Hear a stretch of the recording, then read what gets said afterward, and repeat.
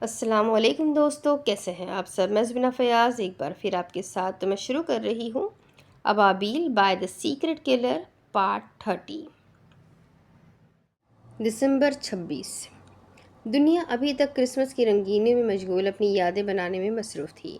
Istanbul کی بار ابھی تک کھلے ہوئے تھے اور لوگوں کی چہل پہل سے معلوم ہوتا تھا کہ پورے شہر میں سب سے پسندیدہ جگہ یہی شراب خانے ہیں۔ رات کا آخری پہر تھا اور سحر کی آمد تھی جب وہ اپنے باپ کی قبر کے پاس بیٹھی سرگوشیوں میں باتیں کر رہی تھی۔ اسے دنیا سے کوئی سروکار نہیں تھا۔ بابا، آپ کو تو مجھے اکیلا نہیں کرنا چاہیے تھا۔ میں آپ کی بیٹی تھی، آپ کی چیری بلاسم، آپ کی تتلی۔ آپ مجھے کیسے چھوڑ کر جا سکتے ہیں؟ بابا، میں آپ کے پاس سچ میں اکیلی ہو گئی ہوں۔ پلیز آپ واپس آ جائیں۔ آپ کہیں گے حلیل کو چھوڑ دوں، میں چھوڑ دوں گی۔ آپ کہیں گے آپ کے کسی مافیا دوست کا کیس لڑو، میں لڑوں گی بابا۔ لطفاً بابا جم، آپ اٹھ جائیں۔ میرے پاس رونے کے لیے کوئی کندھا نہیں۔ میں آپ کے علاوہ کس کے سینے پہ سر رکھ کر روں گی بابا؟ ایک مرتبہ مجھ سے بات کرے بابا۔ اللہ پلیز میرے بابا مجھے واپس کر دے۔ میں نہیں رہ پاؤں گی نا اکیلی۔ آپ سمجھتے کیوں نہیں؟ میں پاگل ہو جاؤں گی۔ اللہ لطفاً۔ چہرہ آنسو سے تر تھا اور رو رو کر ہچکیاں بن چکی تھی۔ کسی نے اس کے کندھے پر ہاتھ رکھا تو وہ نہ ہی چونکی اور نہ ہی گھبرائی۔ پلیز آبلہ، آپ میرے بابا سے کہیں اٹھ جائے۔ وہ ہنوز اسی طرح بیٹھی کہہ رہی تھی۔ آسیہ نے اسے کھڑا کیا اور خود سے لگایا۔ پھر وہ قبرستان تھا اور بہار سلطان کی ہچکیاں تھیں جو رات کے اس پہر اس قبرستان میں گونج رہی تھی۔ آج اتنے دنوں بعد وہ کھل کر اپنے باپ کی موت کا ماتم منا رہی تھی۔ وہ اس وقت قابل ترس نظر آتی تھی۔ اس نے میرے بابا کو مار دیا آسیہ، اس کے بیٹے نے کسی کا نہیں سوچا۔ اسے سوچنا چاہیے تھا نا۔ آپ کے بیٹے نے کسی کا نہیں سوچا۔ اسے سوچنا چاہیے تھا نا کہ میں مر جاؤں گی۔ مجھ سے بابا کی دوری برداشت نہیں ہوتی۔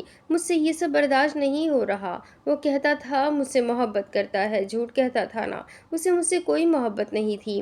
وہ لیزا کا بدلہ لیا کرتا تھا۔ اسے صرف لیزا سے محبت تھی۔ وہ جھوٹا تھا آسیہ، آپ کا بیٹا جھوٹا تھا۔ اس نے مجھے تباہ کر دیا۔ وہ روتی جا رہی تھی اور حلیل سعدی پر الزام لگاتی جا رہی تھی۔ آسیہ خاموشی سے اسے ساتھ لگائے سارے الزامات سنتی گئی۔ وہ کسی ایک الزام کی بھی تصدیق یا تردید نہیں کر سکی۔ بہار اگر حلیل سعدی کو الزام دے کر تسلی چاہ رہی تھی تو اسے دیتے رہنا چاہتی تھی۔ ان کے بیٹے کا جرم واقعی ناقابل تلافی تھا۔ وہ بہار سلطان سے کس منہ سے رعایت مانگتی؟ ان کے ہاتھ میں پکڑی روما کی ایئر ٹکٹ ہاتھ سے چھوٹ کر زمین پر جا گری۔ 28 دسمبر۔ اٹلی کے شہر روم میں شدید برف باری جاری تھی اور وہاں کے لوگوں کے مزاج و اطوار میں رومیو کا قدیم طرز زندگی نمایاں تھا۔ اس شہر کی اپنی ایک الگ وائب تھی جو کبھی بھی اپنے ملک آنے والوں کو مایوس نہیں ہونے دیا کرتی تھی۔ بہار سلطان بھی روما میں ایک مصنوعی جھیل کے کنارے موجود خود کو موسم کی سنگینیوں سے بچانے کا تمام تر انتظام کیے بیٹھ کھڑی تھی۔ جھیل کا پانی ساکت لیکن نظروں کو خیرہ کرنے والا تھا۔ جھیل کے پانی کے اوپر کی تہہ پر ہلکی ہلکی برف بھی جمنا شروع ہو چکی تھی۔ وہ پرسکون سا چہرہ لیے اس جھیل کے پانی کو دیکھتی رہی کیونکہ اسے کہیں جانے کی جلدی نہیں تھی۔ چند دن پہلے کی ٹوٹ پھوٹ کا چہرے پر تاثر نہیں تھا۔ وہ خود یہاں آنے والا تھا، اسی لیے بوگنویلیا کے پھولوں کا بوکے ہاتھ میں تھامے وہ اس جھیل کے پانی کو انجوائے کرتی رہی۔ اس جھیل پر ایک پل سا بنا ہوا تھا جہاں سے سیاحوں کی آمد و رفت معمول کی طرح جاری تھی۔ مل جائیں گے پیسے، دھمکیاں اپنے باپ کو جا کر دینا۔ آواز اونچی اور قدرے دور محسوس ہوئی تھی، جانی پہچانی اور خاندانی آواز۔ اس نے کنکھیوں سے دیکھا، وہ قریب آتا جا رہا تھا۔ بہار سلطان نے قدم پیچھے سرکائے، اب وہ اسے واضح سن سکتی تھی۔ دیکھو، اگر ایک مزید گالی تم نے نکالی تو اچھا نہیں ہوگا۔ گالی میں نے اپنے باپ کی۔ وہ اس سے ٹکرا گئی تو بوکھلایا ہوا پیچھے کو ہٹا اور معذرت کرتے ہوئے آگے بڑھنے لگا اور ٹھٹک کر رکا، بلکہ شوق سے رکا نہیں، قدرے تعجب سے رکا۔ وہ بے یقینی سے رکا۔ چلو جو بھی ہے، وہ رک گیا تھا، ساکت ہو گیا تھا، اس برفیلے موسم میں برف بن گیا تھا۔ لیکن بہار نے یوں ظاہر کیا جیسے اسے دیکھا ہی نہ ہو اور وہ آگے بڑھنے لگی، کان سے فون لگائے۔ وہ لڑکا ساکت سا وہیں کھڑا رہا، وہ اس سے دور ہوتی گئی۔ بہار اس سے رہا نہیں گیا اور وہ اسے آواز لگا بیٹھا جس کا کبھی سامنا نہ کرنے کا سوچ رکھا تھا اور چھوڑ کر جانے پر شرمندہ تھا۔ وہ رک گئی اور ارد گرد دیکھا جیسے کسی اجنبی نے پکارا ہو۔ وہ اس کے پیچھے بھاگا اور جا کر اس کے گلے لگ گیا۔ کیا بہار سنجیدہ سی اپنی جگہ پر کھڑی رہی۔ دور ہٹو، اس نے بغیر کسی احساس کے کہا۔ کیسی ہے آپ میں نے آپ کو بہت مس کیا۔ وہ پیچھے نہیں ہٹا۔ میں نے کہا دور ہٹو۔ آئی ایم سوری، کیا تمہیں سنائی کم دیتا ہے مسٹر؟ دور ہٹو۔ ناراض ہونا آپ کا حق ہے۔ آئی لو یو آپ لجم۔ Help help help. بہار نے یوں ظاہر کیا جیسے وہ اسے زبردستی گلے لگائے کھڑا ہے۔ چند لوگ انہیں دیکھ کر رکے اور پھر نہ جانے کہاں سے 5-6 لوگ آئے اور ایمرے کو کھینچ کر باہر سے الگ کیا۔ وہ اس اچانک افتاد پر بوکھلا گیا۔ اپنی جان بچاؤ ایمرے سلطان، یہ جتنا قابل ترس تمہیں بنائیں گے اتنے ہی پیسے کمائیں گے۔ جانتے ہی تو ہو کرائے کے غریب گنڈوں کے مسئلے۔ اس نے خالص ترک میں چہرے پر پرسکون سے تاثرات کے ساتھ کہا۔ بہار، بونو پیما، بھائی ہوں چھوٹا، وہ گڑ گڑایا۔ 3 گننے تک بھاگ جانا یو بلڈی کاورڈ، اس نے لفظ چبا کر کہا، اور وہ اس کے 3 گننے سے پہلے ہی بھاگ گیا۔ وہ کرائے کے گنڈے اس کے پیچھے بھاگے۔ بھلا وہ کیوں اپنے بھائی کو مارتی؟ وہ اس پل سے نیچے اتر آئی۔ وہ بھائی ہے آپ کا؟ خاقان بہرام کو اس کے بھائی کی فکر کھائے جا رہی تھی۔ جب نصیحت سننے کا موڈ ہو تب دیا کرو۔ اس نے بہرام کے میسج کا جواب لکھ بھیجا۔ اسی رات وہ ہسپتال کے داخلی دروازے سے اندر داخل ہو رہی تھی اور لمحے بھر کو ریسیپشن پر کھڑے ہو کر اس نے اپنے بھائی کے کمرے کا نمبر پوچھا۔ شکریہ۔ وہ اس کے کمرے کی جانب گئی، دروازہ بڑی شائستگی سے کھول کر اندر داخل ہوئی۔ وہ پٹیوں میں جکڑا آہیں بھرتا نقاہت سے سانس لے رہا تھا۔ خوشگال دن آبی، اس نے مسکرا کر کہا۔ ایمرے نے بڑی مشکل سے اسے دیکھا۔ وہ جانتا تھا یہ ہونا ہے، لیکن اس قدر ہونا تھا کہ وہ اس کا جبڑا توڑوا چکی تھی، دایاں بازو فریکچر کروا چکی تھی، ٹانگیں برائے نام ہی بغیر ٹوٹی رہ گئی تھی۔ البتہ سر یا چہرے پر خراش تک نہ آنے دی تھی۔ اس کی بہن اتنا ظلم کیسے کر سکتی ہے؟ وہ جلاد تھی جلاد۔ اب تو وہ 3-4 ماہ تک بستر سے اٹھنے کے قابل بھی نہیں رہا تھا۔ سمجھتی کیا ہو خود کو؟ یہی کہنا چاہتے ہو؟ اس نے اس کے بیڈ کے قریب آتے ہوئے پوچھا۔ یا تمہیں ڈھونڈا کیسے یہ جاننا چاہتے ہو؟ اس نے اب کی مرتبہ بھی سر نہیں ہلایا۔ نہیں، بلکہ تم یہ جاننا چاہو گے کہ تمہارے خلیل بھائی نے تمہیں وارننگ کیوں نہ دی، حالانکہ وہ جان چکا تھا کہ میں تمہارے بارے میں پتہ لگا چکی ہوں۔ چہرہ تو خراب نہیں ہونے دیا اور بڑبڑا کر رہ گیا۔ کیونکہ ماں سے ملتی ہے تمہاری شکل۔ بہار نے اس کی سرگوشی نما بڑبڑاہٹ بھی سن لی تھی۔ ناراض ہو؟ تم نے یہ حق چھین لیا ہے ایمرے۔ ہم دونوں کتنے خوش تھے، لیکن تم نے میرا ساتھ چھوڑ دیا۔ کیا اب سب نارمل ہو سکتا ہے؟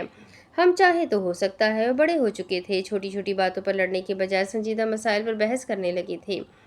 کتنی آسانی سے کہہ رہے ہو سب نارمل ہو جائے گا۔ ہاں، چیزیں آسانی سے ہی ٹھیک ہوتی ہے بہار، ہم انسان انہیں مشکل بناتے ہیں۔ دور جانا میری ضرورت تھی، میں تنگ آ گیا تھا بغیر آزادی والی زندگی سے۔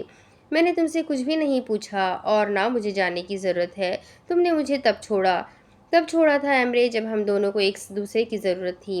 بابا نے بھی مجھے تب چھوڑا جب مجھے ان کی سب سے زیادہ ضرورت تھی۔ خلیل نے مجھے تب چھوڑا جب میں آسانی سے سب ٹھیک کر رہی تھی۔ اوہ، کیا تمہیں نہیں معلوم کہ ہماری طلاق ہو گئی ہے؟ ایمرے کے چہرے پر ناسمجھی کے تاثرات دیکھ کر اس نے رک کر پوچھا۔ اوہ، انہوں نے آپ کو طلاق نہیں دی؟ کہہ دینا کہ چھوڑ دیا کا ایک ہی مطلب ہوتا ہے ایمرے۔ آپ ان کی سچویشن کو سمجھے بہار آبلا، وہ مجبور کیے گئے تھے بابا ان پر پریشر ڈال رہے تھے کہ وہ آپ کو چھوڑ دے۔ ڈان ویٹو ان پر پریشر ڈال رہے تھے کہ آپ کو یا مجھے قتل کرے۔ وہ مجھ سے بھی کہہ گئے تھے کہ وہ آپ پر گویا آپ کو گو اپ نہیں کرنا چاہتے، لیکن بچوں کی زندگی اور ہم دونوں کے لیے انہیں یہ قدم لینا ہوگا، کیونکہ خلیل بھائی وہ نہیں ہے جو نظر آتے ہیں۔ کیا مطلب اس بات کا؟ میں آپ کو نہیں بتا سکتا۔ آپ کو خلیل بھائی کو سننا ہوگا بہار، پھر آپ کا جو فیصلہ ہوگا اس میں میں آپ کے ساتھ کھڑا ہوں۔ بہار اٹھ کھڑی ہوئی۔ اور تمہیں کیوں لگا کہ مجھے اب تمہاری ضرورت ہے؟ آپ مجھے ڈسون نہیں کر سکتی، میں مر جاؤں گا۔ بہار کی جانب جاتے بہار کے قدم تھم گئے۔ وہ اس کا بھائی تھا، وہ اسے نہیں کہہ سکتی تھی کہ مر جاؤ، لیکن خلیل بھی تو اس کا شوہر تھا، وہ اسے کیسے کہہ سکتی تھی کہ مر جاؤ؟ وہ مزید کچھ کہے بغیر اس کے کمرے سے باہر نکل آئی۔ اس نے اپنی طرف سے ایک قدم بڑھا لیا تھا۔ اگر براق ایمبرے اسے اپنی فیملی مانتا ہے تو خود اس کے پاس آ جائے گا۔ اس وقت اسے کئی زندگیوں کے لیے ڈان ویٹو سے مذاکرات کرنے کی ضرورت تھی، اور آج ہی وہ میلان بھی جا رہی تھی۔ اگلی سہ پہر وہ اس ریستوران میں بیٹھی ہوئی تھی جہاں اسے ڈان ویٹو سے ملاقات کرنا تھی۔ ایسے ہی کبھی سسلی میں خلیل سعدی نے اسے ملاقات کے لیے بلایا تھا۔ زیادہ پہلے کی بات تو نہیں تھی جو وہ بھول جاتی۔ خوش آمدید بہار سلطان۔ نہ جانے کیوں اس شخص کی ذات کی طرح اسے اس مکروہ انسان کی آواز بھی چپتی ہوئی محسوس ہوتی تھی۔ ان چند دنوں میں ڈان ویٹو نے اسے اچھی طرح سے باور کروا دیا تھا کہ کس طریقے سے بہار سلطان کو ابھی بھی تباہ کرنے کی صلاحیت رکھتا ہے۔ وہ صنوبر اور اس کے گینگ کو ختم کر سکتا تھا۔ وہ حسن کی ساری فیملی کو تباہ کر سکتا تھا۔ اس کی نسوانی ساکھ کی دھجیاں اڑا سکتا تھا۔ معلوم نہیں تھا کہ سلطان عمر کی بیٹی ذہانت اور دور اندیشی میں اس سے 4 ہاتھ آگے ہے۔ بہار کے سامنے رکھی کرسی پر بیٹھنے تک وہ اسی طرح کے کئی تمہیدی جملے بول چکا تھا۔ اب بتاؤ، خلیل سعدی کے خلاف مدد چاہیے یا اپنی ماں کے قاتلوں تک پہنچنا ہے؟ دیکھو، ہر ڈیمانڈ کی ایک الگ قیمت ہوگی۔ تمہیں میری شرائط بھی ماننی ہوگی۔ مجھے اپنی فیملی کو اس سارے میز سے چھٹکارا چاہیے، یا میں یا ایمرے اپنے بابا کے کسی خفیہ کاروبار کو اون نہیں کریں گے۔ آپ ان تمام کاروبار کو خیرات سمجھ کر باقی مافیا باسز میں بانٹ دیجیے گا۔ اگر وہ ترک انٹیلیجنس سے بچا رہا، وہ سارے بلیک پیسے کی معلومات بہرام کو فراہم کر چکی تھی۔ اب آپ بتائیں، اس سارے کی کیا قیمت ہے؟ ڈان ویٹو وہ بظاہر سنجیدہ اور کانفیڈنٹ سی بیٹھی ہوئی واقعی بہار سلطان لگ رہی تھی، لیکن فضا اتنی بوجھل اور منفی احساسات سے لبریز تھی کہ اس کا دل خوف سے کانپ رہا تھا۔ سمجھدار ہو، ڈان ویٹو ہنسے۔ اس سارے کی قیمت وفاداری کی صورت میں ہوا کرتی ہے بہار سلطان، اور ایسا مشکل کام تم سے نہیں ہوگا، کیونکہ mafia once a mafia always a mafia. بہتر ہے اپنے بھائی کو مرد بننے دو، پھر ہم باقی معاملات طے کریں گے۔ اس کے نسوانی وقار پر چوٹ کی گئی تھی، لیکن یہ وقت بھڑک کر منہ توڑ جواب دینے کا نہیں تھا، کیونکہ اتنا تو وہ جان چکی تھی کہ ڈان ویٹو اپنا مافیا دنیا میں رعب و دبدبہ کس حد تک کھو چکا ہے، اور اپنے اسی گمشدہ وقار کو واپس حاصل کرنے کے لیے وہ کئی مافیا کے درمیان مذاکرات کروا کر حالات کو اپنے حساب سے ہینڈل کرنا چاہ رہا ہے۔ ڈان ویٹو، کیا ہی اچھا ہو کہ اپنے بوڑھے دماغ پر زور ڈالنے کے بجائے آپ میری ایک ڈیل مان لیں۔ ڈان ویٹو کا چہرہ پہلی مرتبہ غصے سے سرخ ہوا تھا۔ کیسی ڈیل؟ سلطان عمر کے خاندان کی جان چھوڑ دے، بدلے میں خلیل سعدی کا ایک اہم راز آپ کو تھما دوں گی۔ ڈان ویٹو حقیقتاً چونکے۔ کیا آپ جانتے ہیں کہ خلیل سعدی کیا جانتا ہے؟ وہ جانتا ہے کہ اس کی ماں زندہ ہے، اور اسے خودکشی پر مجبور کرنے والے بذات خود آپ تھے۔ سلطان عمر کے بعد وہ آپ کا قتل کرنے والا تھا، اور آپ کو اس کی صلاحیتوں پر رتی برابر بھی شک نہیں ہے، کیونکہ وہ ایسے کاموں میں ماہر ہے۔ مدعا یہ ہے کہ اسے عدالت اور لاک اپس میں بزی میں نے رکھا، اسے گلٹ کا احساس میں نے دلوایا، اسے آپ کو قتل کرنے سے ڈائیورٹ کرنے والی بھی میں ہوں۔ ڈان ویٹو سوچے، اگر سلطان عمر کا قتل میں اپنے شوہر کو معاف کر دوں تو وہ باہر آ کر کیا تباہی مچائے گا۔ آفٹر آل، میں اپنے بی لوڈ شوہر کے لیے اتنا تو کر ہی سکتی ہوں۔ اس نے جھوٹ بولنے کی اتنی پریکٹس تو بہرحال وکالت کے دوران کر چھوڑی تھی کہ کوئی پکڑ نہیں سکتا تھا کہ وہ سچ کہہ رہی ہے یا جھوٹ، اور ویسے بھی ایک سچ ساری دنیا کے لیے سچ نہیں ہوتا۔ ڈان متاثر ہوتا نظر آتا تھا۔ کچھ ہی دیر بعد وہ تازہ فضا میں سانس لے رہی تھی، اور یہ سانس پرسکون اور آزاد سانس تھی۔ اس نے ڈان ویٹو سے معاہدہ کر لیا تھا۔ 29 دسمبر۔ استنبول کی مصروف ترین شاہراہ پر وہ دونوں ساتھ چل رہے تھے۔ کچھ سنجیدہ سے اعتراف تھے جو وہ لڑکا ساتھ چلتے وجود کے ساتھ کر رہا تھا۔ آج وہ لڑکی اپنے گنڈا نما حلیے میں نہیں تھی، بلکہ آج وہ قدرے خوبصورت اور پیاری نظر آ رہی تھی۔ سادہ اور معصوم سی صنوبر، جس نے اپنی آنکھوں میں کاجل تو کیا، کانوں اور ناک میں بالی تک نہیں پہن رکھی تھی۔ سیاہ بال بڑے سلیقے سے پونی ٹیل میں باندھے گئے تھے۔ بہار مجھے کبھی بھی اچھی نہیں لگی تھی۔ وہ اکھڑ مزاج، مغرور اور بدتمیز ہے۔ شاید پیسہ انسان کو یہ سب مفت میں دان کرتا ہے۔ مجھے بہار ہمیشہ سے اچھی لگی ہے، تب بھی جب وہ خود کو اچھی نہیں لگتی تھی۔ وہ نرم مزاج، بے لوث اور باوقار لڑکی ہے۔ پیسے نے اسے اس قدر گروم کیا ہے جتنا کہ اس کا حق تھا۔ پڑھی لکھی صنوبر نے سادگی سے کہا، مجھے بہار سے کبھی بھی محبت نہیں ہوئی، بس مافیا دنیا میں رہنے کا نشہ تھا، جو یہ سمجھ بیٹھا کہ خوبصورت مردوں کو مافیا باس اپنا داماد بنا کر بیٹی کی محبت میں دولت قربان کر دیتے ہیں، کیونکہ عموماً ایسی امیر زادیاں زندگی کو خوبصورت مرد کے پیچھے برباد کر دیتی ہے۔ لیکن بہار ایسی نہیں نکلی، اسے میری خوبصورتی متاثر نہیں کر سکی۔ بہار روحانیت پر بڑا یقین رکھتی ہے اور اس یقین کی بدولت مجھے اس سے اور اس کے رب سے محبت ہو گئی۔ بہار کو خوبصورتی متاثر نہیں کرتی تھی، اس کے لیے سادہ اور پرخلوص زندگی گزارنا ایک فیری ٹیل جیسا تھا، جہاں نفرتوں سے دور ایک وادی ہو۔ آپ کی خوبصورتی اسے اسی لیے متاثر نہیں کر سکی کیونکہ آپ بدنیت تھے اور وہ صاف نیت کے ساتھ آپ کو اپنانا چاہ رہی تھی۔ ہاں ہاں ہاں ہاں، بہار کے اللہ نے اسے خلیل سعدی تک پہنچا دیا جو کہ ایک مافیا ہے، مجھ سے بھی بڑا بدنیت۔ آپ دلوں تک نہیں پہنچ سکتے ڈپلومات بے۔ میری نظر میں وہ بدنیت انسان کس قدر خوش قسمت ہے کہ اللہ نے اسے بہار جیسی عورت عطا کی اور آپ جیسے انسان سے بچا لیا۔ اوہ کم آن سنوبر، تم مجھے سائیکو کہنا چاہ رہی ہو؟ نہیں، آپ ایک پاگل انسان ہیں جس کے سرٹیفکیٹ کی مجھے ضرورت نہیں ہے۔ ایک ایسا اب نارمل انسان جو دوائیوں کے سہارے جیتا ہے، خود کو ٹھیک نہیں کرنا چاہتا، اپنی گرل فرینڈ کو قتل کر کے سینہ تان کر کہتا ہے کہ اس نے خودکشی کی ہے۔ آپ تو سائیکو کی حدود سے کافی آگے بڑھ چکے ہیں لیام جان۔ وہ دلکشی سے ہنس پڑا، وہ ہنستے ہوئے بہت خوبصورت لگتا تھا۔ اوہ دیکھو تو یہ پاگل انسان ایک ملک کی دوسرے ملک میں نمائندگی کا رول کتنے شاندار طریقے سے نبھا رہا ہے۔ کچھ اور بھی بتاؤ نا سنوبر، اپنی اچیومنٹ سن کر دل کو سکون مل رہا ہے۔ استنبول کی مصروف ترین شاہراہ پر چلتی معصوم سنوبر کے قدم ساکت ہو گئے، اور یہ کہ طاقت کے غرور نے آپ کو اندھا کر دیا ہے۔ آپ نیلو آپا کے قتل کا بدلہ سب سے بھی لیتے پھر رہے ہیں۔ جس دن آپ کو لگا کہ سنوبر آئینہ دکھانے لگی ہے تو آپ مجھے بھی نیلو آپا کے قتل کے الزام میں قتل کر دیں گے۔ آپ بہار کو قتل کرنا چاہتے تھے تاکہ خلیل سعدی کو تڑپتا دیکھ سکے۔ آپ خلیل سعدی سے ڈرتے تھے، اسی لیے ان جگہوں سے دور رہے جہاں وہ جاتا تھا۔ آپ خود سے خوفزدہ ہے بھائی۔ تم میری بہت پیاری بہن ہو سنوبر، آئی لو یو۔ میں تمہیں قتل نہیں کروں گا، بس ایک آخری فیملی کا قتل، اور پھر ہم واپس اپنے دیس جائیں گے اور خوشی سے رہیں گے، لیام جان کہہ رہا تھا۔ کس فیملی کا؟ ملیسا کی دولت کے خاندان کا، ملیسا کے ہر اس دوست کا جسے وہ ٹھیک کرنے کی کوشش کرتی تھی، بہار کا، احمد کا، وہاب کا اور ہادی۔ اس کو بخش دوں گا۔ ایک سروائیور رہنا چاہیے۔ آپ اس سے محبت کرتے تھے؟ ہاں، ملیسا سے محبت تھی، لیکن اس کا میرے علاوہ دوسروں کو وقت دینا، اپنے مریضوں کو مجھ سے اہم سمجھنا مجھے کبھی پسند نہیں تھا۔ وہ احمد اس کا مجھ سے اچھا دوست تھا سنوبر۔ وہ اپنے بھائی کو یہ بھی نہ کہہ سکی تھی کہ وہ کس قدر نارسسٹ تھا، کس قدر ٹاکسک تھا۔ وہ ایک سائیکو تھا۔ ملیسا کا دم گھٹتا ہوگا کہ اس کے ساتھ اور بہار کو اس سے اچھی وائب نہیں آئی ہوگی۔ وہ اپنے بھائی کو دوسروں کی زندگیوں میں زہر نہیں گھولنے دے سکتی تھی۔ وہ جب تک اس سے دور تھی ایک اچھی زندگی گزار رہی تھی۔ وہ کیوں واپس آیا تھا؟ اسے واپس نہیں آنا چاہیے تھا۔ 15 جنوری۔ اس کی زندگی ہلکی پھلکی ہونے لگی تھی۔ ڈان ویٹو کو اس نے کئی جگہوں پر بیک وقت پھنسایا تھا کہ اس کے پاس بہار کو ڈرانے کا وقت ہی نہیں رہا۔ وہ خلیل سعدی سے ہی خوف کھاتے ہوئے ملکوں کے مافیا باسز سے ملتا پھر رہا تھا۔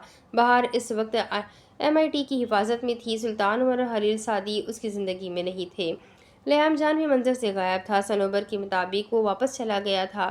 اس کے ساتھ جو بھی ہونا تھا وہ حکومتی سطح پر ہونا تھا، اور وہ ایک ڈسکریڈیبل ڈپلومیٹ ثابت ہو چکا تھا۔ آج کل وہ خلیل سعدی کو پھر سے اسٹڈی کر رہی تھی۔ یہ قتل والا کیس نہیں تھا، بلکہ خلیل سعدی اور اس کے باپ کا کیس تھا، جس میں محمد سعدی پاشا نے کوڈ آف امیرتا توڑا تھا، جو اپنے وقت میں ترکیہ میں مشہور تھا۔ باپ کے جیل جانے کے بعد سے خلیل مافیا باس بن گیا تھا، لیکن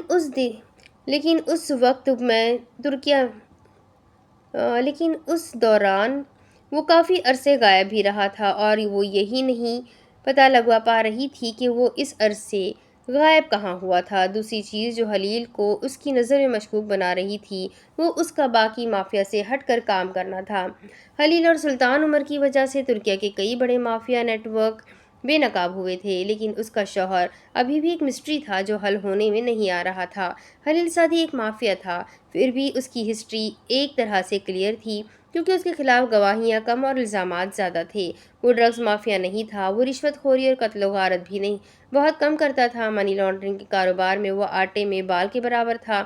ہتھیاروں کے کاروبار میں وہ مشہور تھا، لیکن ایک بہترین آرٹسٹ تھا جو نشان نہیں چھوڑا کرتا تھا۔ وہ اکثر غلط کام کرنے پر اپنے ہی بندے مار دیا کرتا تھا، اور مجبوراً ڈان ویٹو کو اسے مزید خاص اور اہم لوگ فراہم کرنا پڑتے تھے۔ اسے کئی مرتبہ ان ایبسینٹیا میں سزا ہو چکی تھی، لیکن وہاں پرواہ کسے تھی؟ اسے بچانے کا ڈان اور سلطان عمر ہی کافی تھے۔ وہ ان کے اشاروں پر ناچتے ناچتے اپنا کام کر لیا کرتا تھا اور بہترین انداز میں کیا کرتا تھا، اور کب وہ ان دونوں کی ضرورت بنا ان دونوں کو خود بھی معلوم نہ ہو سکا۔ ان ایبسینٹیا قانونی لفظ جس کا مطلب غیر موجودگی میں کورٹ کی جانب سے فیصلہ سنائے جانے کا ہے۔ ازمیر کے لوگوں نے تو کبھی اسے ہونے والی سزا کو تسلیم ہی نہیں کیا۔ اس کے خلاف ہوئے فیصلے کو چیلنج کیا جاتا اور احتجاج ہوتا۔ امن و امان کی صورتحال قائم رکھنے کے لیے فیصلے پر نظر ثانی کی جاتی، کیونکہ خلیل سعدی ایک معزز انسان تھا، اور اس کی سزا واپس لی جاتی۔ اس کے کیسز کھلتے، پیشیاں ہوتی، سزا ہوتی، اور اس کے ساتھ ہی اس کا کیس خارج کر دیا جاتا اور سزا ختم کروا دی جاتی۔ اور ایسا مافیا اپنی طاقت کا استعمال کر کے کیا کرتے تھے، جیسے کسی بڑے شہر میں دھماکہ کروانا، کسی رش والے ایریا میں یہ افواہ پھیلا کر بھگدڑ مچوا دینا کہ خودکش حملہ ہونے والا ہے، ترک اداروں پر حملہ کرنے کی دھمکی دینا وغیرہ۔ خلیل سعدی کو معافی مل جاتی تھی اور وہ باعزت رہائی پا لیتا تھا، کیونکہ وہ ایک معزز انسان دوست تھا۔ اگر کوئی زیادہ مسئلہ کرتا تو کچھ عرصے کے لیے جج اور گواہوں کو منظر عام سے ایسا غائب کر دیا جاتا جیسے وہ کبھی تھے ہی نہیں۔ خلیل سعدی معصوم لوگوں کے قتل کے خلاف تھا، ورنہ ڈان ویٹو کے ایک اشارے پر ایسے حکومتی اداروں میں کام کرنے والے قتل ہوا کرتے تھے۔ یہ تمام معلومات اکٹھی کرنا بہار کے لیے خاصا وقت طلب کام تھا۔ اسے تو خلیل سعدی کی اصل طاقت کا اندازہ اس کے جیل جانے کے بعد ہوا تھا کہ وہ کس قدر خطرناک انسان کے ساتھ رہ رہی تھی، اور کبھی محسوس نہیں ہوا۔ وہ اس ساری معلومات کے اب مل جانے پر افسوس کر رہی تھی۔ گھر میں موجود کمرے سے اس کی کیا مراد تھی وہ بھی تلاش کر چکی تھی۔ وہ کمرہ نہیں، گراج کے پیچھے موجود ایک پرانا سا کاٹ کباڑ رکھنے والا وہ ایریا تھا جہاں جانے کا کبھی بہار کو اتفاق نہیں ہوا۔ اسے وہاں ہتھیاروں کی وسیع تعداد نظر آئی تھی جو اگلے دن ہی غائب ہو چکی تھی۔ خلیل سعدی صرف ہائی جیکنگ، منی لانڈرنگ اور ہتھیاروں کی اسمگلنگ کا کام کرتا تھا۔ ساری معلومات کا اب تک کا نچوڑ یہی رہا تھا۔ اس کا نام اور کام اٹلی، ترکیہ، امریکہ اور سارے روس میں پھیلا ہوا تھا۔ خلیل سعدی کو اسمگلنگ کا ماسٹر مائنڈ کہا جاتا تھا۔ اسے سسلین مافیا تورینا ٹو کہا کرتا تھا، کیونکہ اس کی شخصیت کا خاصا ہی کچھ ایسا بنا ہوا تھا کہ وہ غلطی ہونے پر وضاحت سنے بغیر بندہ مار دیتا ہے۔ مشہور تھا کہ اگر انسان دوستوں کی دنیا میں کامیاب ہونا ہے تو خلیل سعدی سے اچھے تعلقات رکھنے ہوں گے۔ وہ بہت سے مافیا باسز کے رازوں سے واقف تھا اور اسی لیے سب کو اصولوں کے ساتھ چلنے کا کہا کرتا تھا، اور خود اصول توڑنا اس کا پسندیدہ مشغلہ تھا۔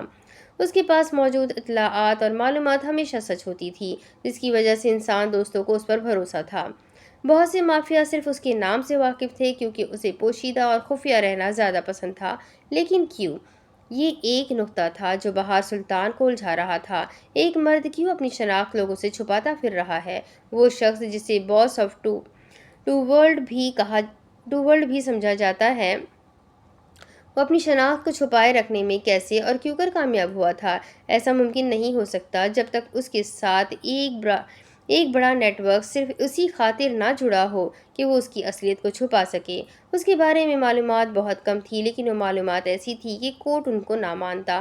وہ ثبوت نہیں تھے، وہ فیکٹس نہیں تھے، وہ صرف معلومات تھی کہ اس نے یہ بتایا اور اس نے وہ بتایا۔ وہ سب سے بڑی بات، کوئی خلیل کے خلاف گواہی نہیں دے رہا تھا۔ یہ سب بہار سلطان کو الجھا رہا تھا۔ آج کل فارغ اوقات میں کرنے والا سب سے پسندیدہ کام خلیل سعدی پر ریسرچ تھی۔ جب وہ کسی ایک سرے کو تھامتی تو دوسرا سرا ہاتھ سے چھوٹ جاتا۔ وہ کوئی پزل تھا جسے خلیل سعدی کے سوا کوئی بھی حل نہیں کروا سکتا تھا، اور وہ خلیل سعدی نام کی مسٹری کو اس کے بنا حل کرنا چاہتی تھی۔ اب اسے کیا کرنا تھا وہ جانتی تھی۔ اسے صنوبر کو کال ملائی۔ صنوبر جم، ایک کام ہے، $100 فی گھنٹہ۔ بہار کے چہرے کے زاویے بگڑے۔ ہاں خان، اس نام کا کوئی بھی انسان جو کبھی بھی خلیل سعدی کے آس پاس دیکھا گیا ہو، اس کے بارے میں معلومات چاہیے۔ یہ خلیل سعدی کا دوست ہے جو انقرہ میں رہتا ہے، اور اس سے زیادہ مجھے کچھ نہیں معلوم۔ $101 فی گھنٹہ۔ اس نے فون بند کر دیا، اور ایسا کہتے ہوئے اسے ایک لمحے کو بھی نہیں لگا تھا کہ یہ شخص خاقان بہرام کروگلو ہو سکتا ہے، اس کا سیکیورٹی چیف۔ 29 جنوری۔ کیا وہاب ابھی تک نہیں اٹھا؟ ناشتے کی میز پر بیٹھے ہادی کو دیکھتے ہوئے بہار نے سوال کیا۔ وہی اسکالرشپ والی رٹ، اب تو میرا دل کرتا ہے اس کے منہ پر گوند چپکا دوں۔ گل خانم وہ اپنا لیپ ٹاپ بیگ میز پر رکھ کر وہاب کے کمرے کی طرف چلی گئی۔ اس کی فرمائش ماننے والی ہوتی تو وہ سوچ بھی لیتی، لیکن فی الحال وہ اس کی بات نہیں ماننا چاہتی تھی۔ اٹھ جاؤ وہاب، یہ آج کل تم مجھ سے ناراض ہو کر اچھا نہیں کر رہے۔ دروازہ بجا کر وہ اندر آئی تو وہاب بیڈ گراؤنڈ سے ٹیک لگائے کوئی کتاب پڑھنے میں مشغول تھا۔ اسے آتا دیکھ کر سیدھا ہوا اور ریڈنگ گلاسز اتار کر سائیڈ میز پر رکھے۔ میں آپ سے ناراض نہیں ہوں گل خانم، پھر ابھی تک تم اسکول کے لیے تیار کیوں نہیں ہوئے؟ آخری دن ہے، تم مزے کرو۔ میں اسکول نہیں گیا کیونکہ آج میرا رزلٹ ہے۔ بہار بیڈ کے سامنے کھڑی ہو گئی۔ وہاب نے اس کی جانب نہیں دیکھا۔ ہوا کیا ہے؟ آپ کو سب معلوم ہے، بابا ہوتے تو وہی کرتے جو میں چاہتا۔ بہار نے اس کی بات پر گہرا سانس لیا۔ تمام وہاب، میں ایک شرط پر تمہیں استنبول بھیج سکتی ہوں۔ وہ فوراً سے اٹھ کر اس تک آیا اور ساری ناراضگی بھلا دی۔ سامنے والے کی شرائط ماننے کی حامی بھر لی جائے تو وہ جلد ہی مان جاتا ہے۔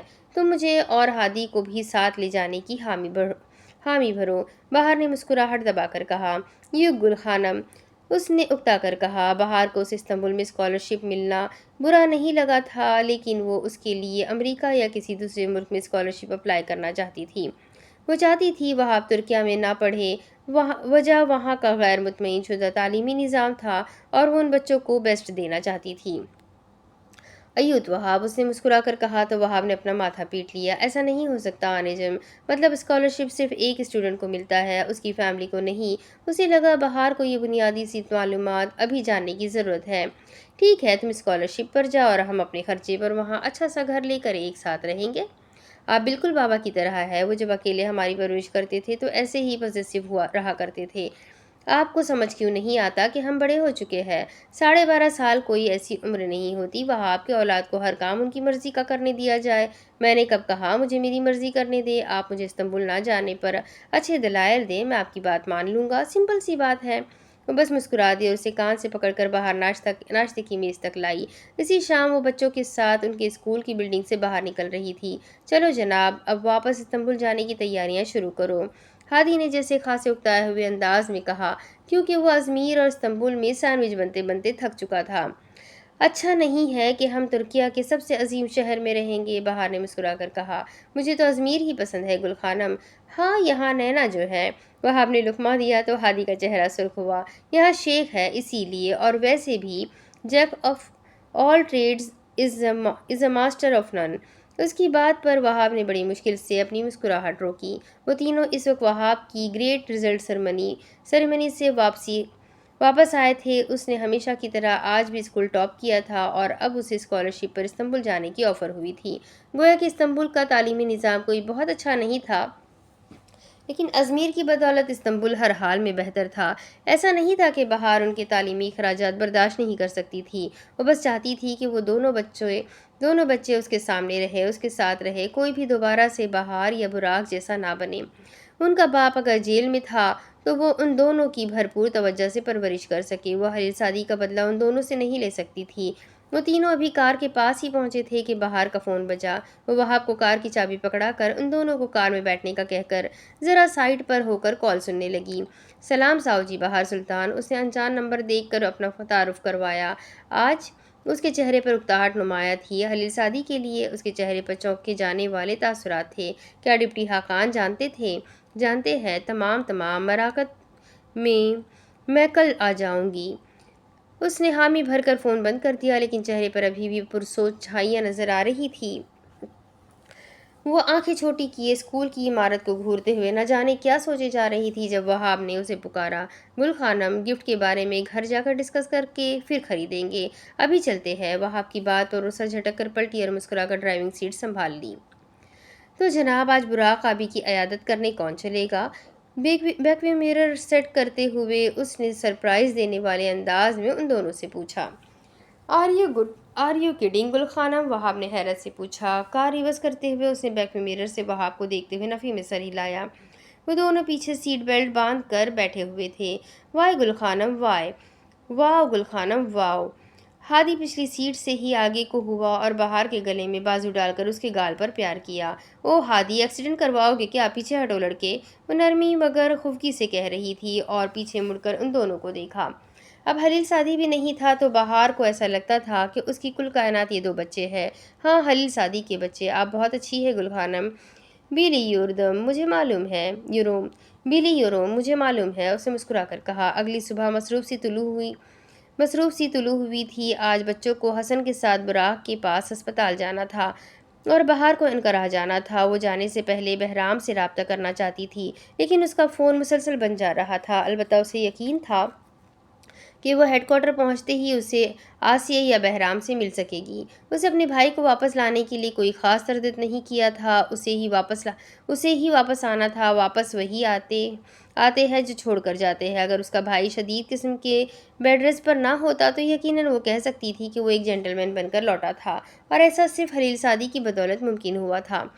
اس کا بھائی خلیل کی بہت عزت کرتا تھا۔ وہ کہتا تھا خلیل سعدی اس کا عامر ہے، اس کی زندگی خلیل نے بچائی ہے، اسے دلدل سے خلیل نے نکالا ہے۔ آج وہ جو کچھ بھی ہے خلیل سعدی کی وجہ سے تھا۔ اسے اغوا کیا گیا تھا اور نہ جانے کس ملک میں بھیجا جا رہا تھا۔ وہ ترکیہ سے یونان میں لایا گیا اور سلطان عمر کے دشمنوں سے اسے بچانے والا بھی خلیل سعدی تھا۔ اس کے بھائی کی ساری ہمدردیاں خلیل سعدی کے لیے تھی۔ بہار کو کبھی کبھی اپنے دل پر بہت غصہ آتا تھا۔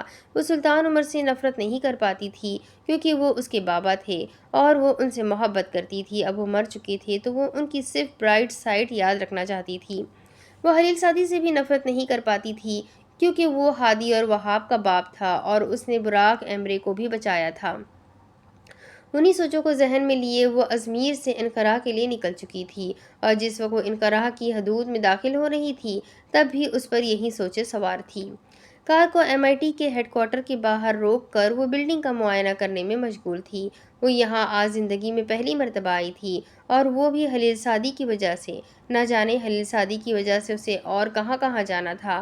گیٹ پر کھڑے گارڈز میں سے ایک اس تک آیا تو بہار نے گاڑی کا شیشہ نیچے کر کے اپنا کارڈ اسے دکھایا، جسے لے کر وہ گارڈ اندر کی جانب چلا گیا تو وہ واپس اپنے پرانے کام میں مشغول ہو گئی۔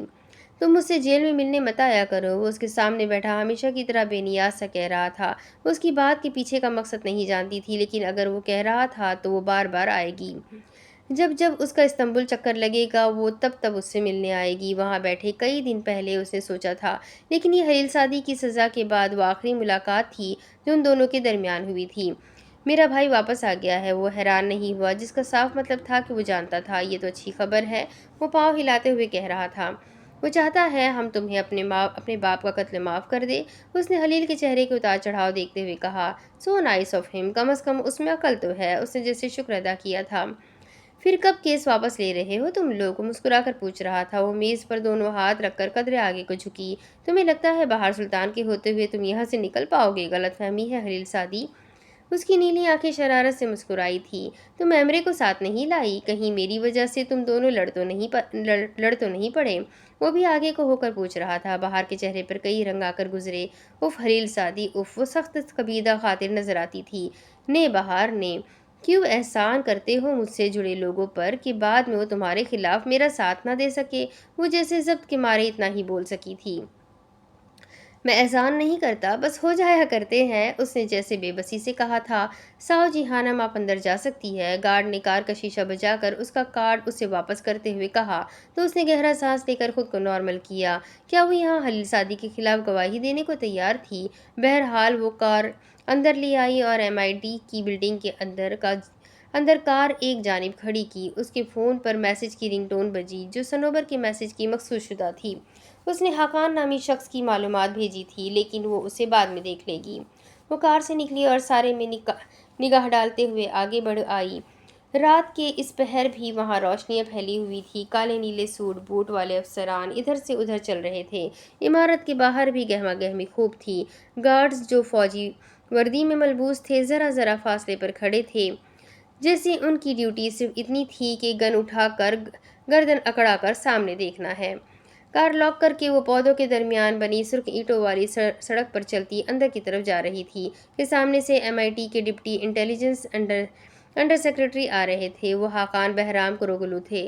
بہرام اسے پہچان چکی تھی بہار اسے پہچان چکی تھی، اس لیے مسکرا کر چلتے ہوئے اس کے سامنے جا کھڑی ہوئی، یعنی وہ بہار کی آمد سے واقف تھا۔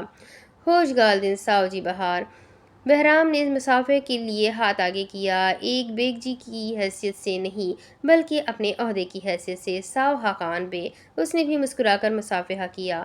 ارد گرد کھڑے افسران نے بھی اسے سلام کیا تو اس نے انہیں بھی سر کو ہلکا سا خم کر کے سلام کا جواب دیا۔ اسے نہیں معلوم تھا وہ یہاں کیوں بلوائی گئی ہے، لیکن یہاں سب کے سلام کرنے کا انداز ایسا تھا کہ وہ اسے جانتے ہیں۔ "تمہیں معلوم تھا کہ مجھے یہاں بلایا گیا ہے؟" اب وہ سنجیدگی سے خاقان کی طرف متوجہ ہوئی تھی۔ خاقان نے مثبت جواب دیا۔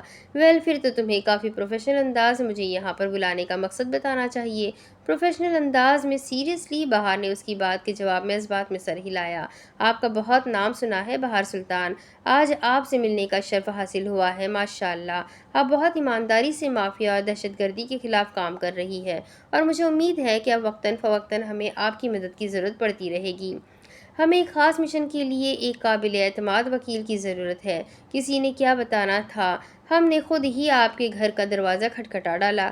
بہار نے بڑی مشکل سے اپنی مسکراہٹ ضبط کی تھی۔ کس قسم کا مشن؟ اس کے سارے خدشات غلط ثابت ہوئے تھے۔ وہ حلیل سعدی کے لیے نہیں بلائی گئی تھی۔ حلیل سعدی کو تو شاید یہاں کوئی جانتا ہی نہ ہوگا۔ کوئی اسے بتائے کہ وہ یہاں حلیل سعدی کی توسط سے جانی جاتی تھی۔ انٹرنیشنل کورٹ آف جسٹس میں ہمارا کیس سویڈن کے ساتھ چل رہا ہے۔ اسی سلسلے میں ہمیں اٹارنی جنرل کے ساتھ وکلا کی ایک ٹیم روانہ کرنی ہے۔ وہ تھوڑی سی کشمکش میں مبتلا ہوئی۔ بھلا وہ بین الاقوامی سطح پر کب سے ملک کی نمائندگی کرنے لگی؟ ابھی وہ کچھ کہتی کہ ایک سرویلنس کرتا طیارہ اس ایریا میں گشت کرنے لگا۔ خاقان نے طیارے کی جانب دیکھا تو وہ بھی اوپر دیکھنے لگی۔ "یہ اتنی جلدی واپس کیسے آ گئے؟" وہ چونکا ہوا لگتا تھا۔ "یہ کون ہے؟" "یہ ہمارے جوان ہیں جو کردوں کی مدد کے لیے گئے تھے۔ کرد بارڈر پر سے شام کے دہشت گردوں کے ساتھ ان کا مقابلہ تھا۔ لیکن یہ جلدی کیسے آ گئے؟" ڈپٹی خاقان کشمکش میں نظر آتے تھے، لیکن فوراً چونک کر بہار کی جانب دیکھا۔ "حلیل سعدی؟" بہار نے بھی گردن موڑ کر اسے دیکھا اور اس کے چہرے کے تاثرات کو جانچا۔ اس نے شانے اچکا کر پوچھا کہ کیا حلیل سعدی؟ بہار کے چہرے پر کوئی تاثر نہیں تھا۔ "بہار خانم، مجھے آپ کو کچھ بتانا تھا، بلکہ ابھی اسی وقت بتانا ہے۔ آپ اندر چلیں۔" وہ بہت جلدی میں لگ رہا تھا۔ "یہ طیارہ اب لینڈ کیوں نہیں کر رہا؟" اس نے بہرام کی جلد بازی کا نوٹس نہیں لیا۔ اسے فخر سا ہو رہا تھا۔ یہ لوگ ملک کے خدمت گزار اور وردی والے جوان تھے، لیکن ایک منٹ، وہ تو ان ملٹری جوانوں سے بھی نفرت کرتی تھی۔ یہ ایک فوجی آپریشن تھا جس میں ہمارے اعلیٰ انٹیلی جنس افسران بھی شامل تھے اور فوج کے کمانڈو کی ٹیم بھی۔ وہ مرے بندھے اسے بتا رہا تھا۔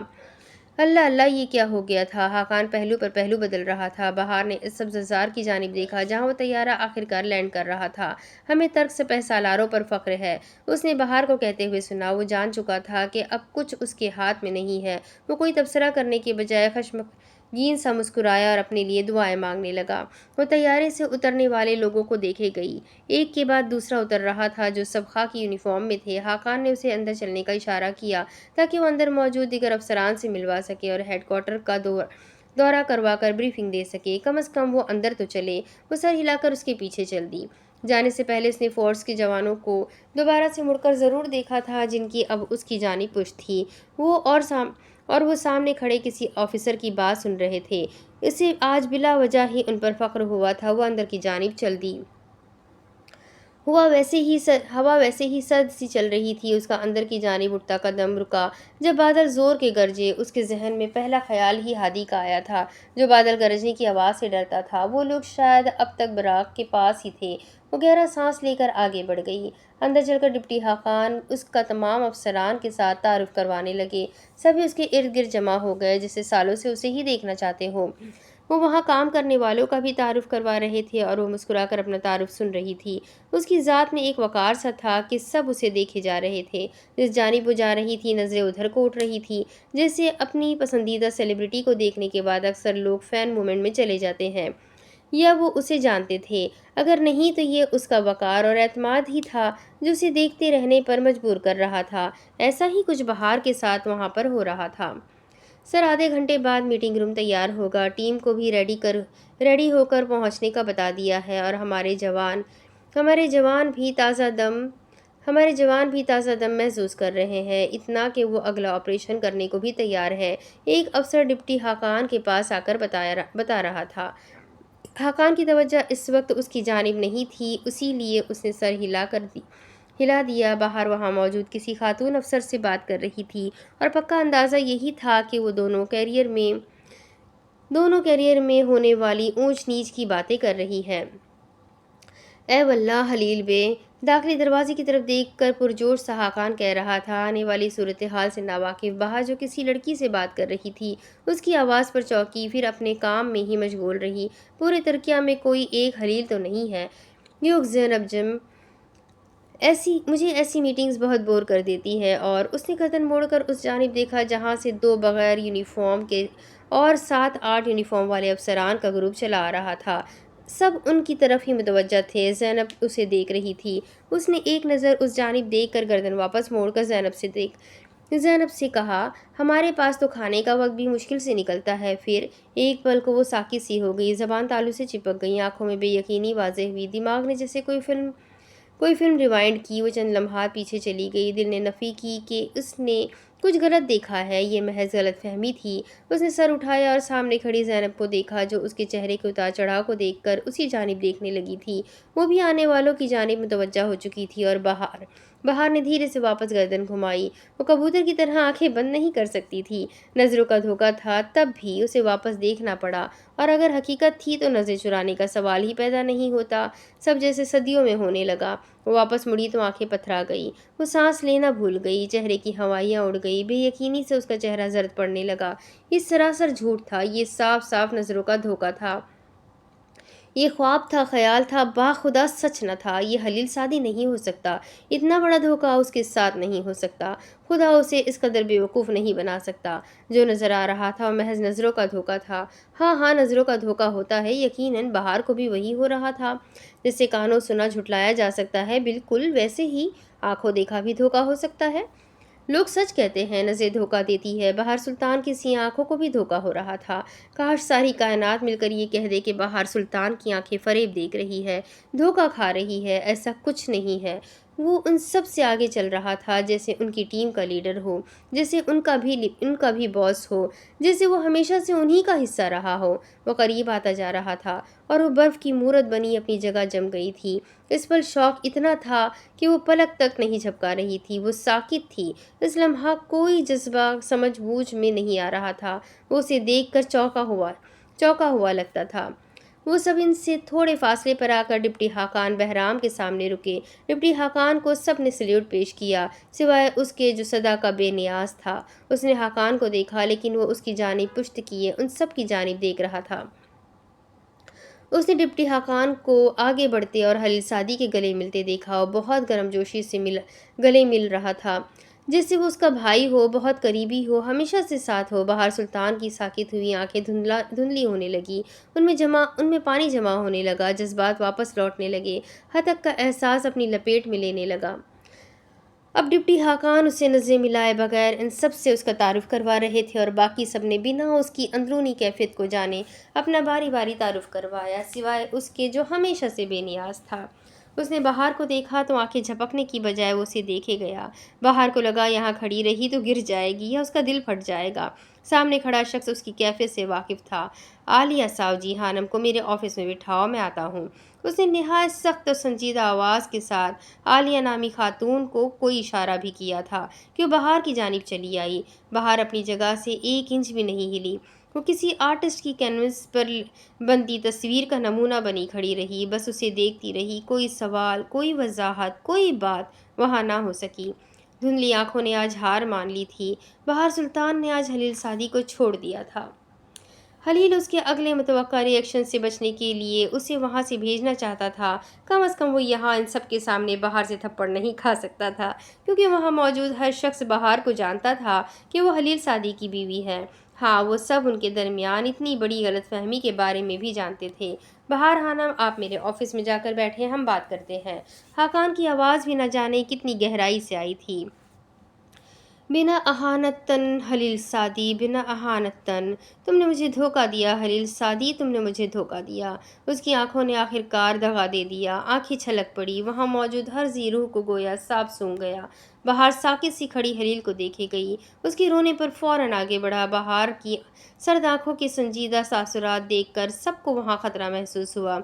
हाकान आगे बढ़ा, क्योंकि ये सब तो बहरहाल उसी के फैलाए रायते का नतीजा था। बहार, हम अंदर बैठकर बात करते हैं।